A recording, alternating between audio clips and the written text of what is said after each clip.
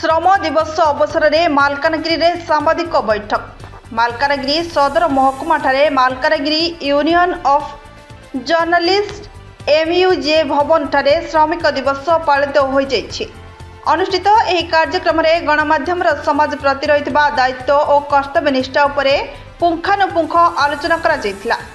कार्यक्रम मुख्य अतिथि भावे मालकानगिरी विधायक नरसिंह माड़कामी सह चित्रकोंडा विधायक मंगू खिल, मालकानगिरी जिलापाल श्रीजुक्त आशीष पटेल, लोकसंपर्क और सूचना अधिकारी सुश्री प्रमिला माझी और जिला कर्मनियोजक अधिकारी सुश्री मनोषी सेठी प्रमुख अतिथि भावे जोगदे संवादक को उत्साहित करथिले।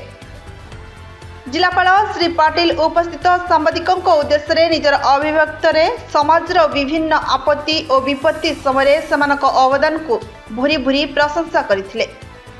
एही अवसर में जिला लोकसंपर्क अधिकारी पक्षर समस्त सांबादिकों को सेमानक परिचय पत्र प्रदान सह उपढौकन दे सम्मानित करा जायतिला। Malkangiri Ramakrishna Chaudhary report, Narad news Odia.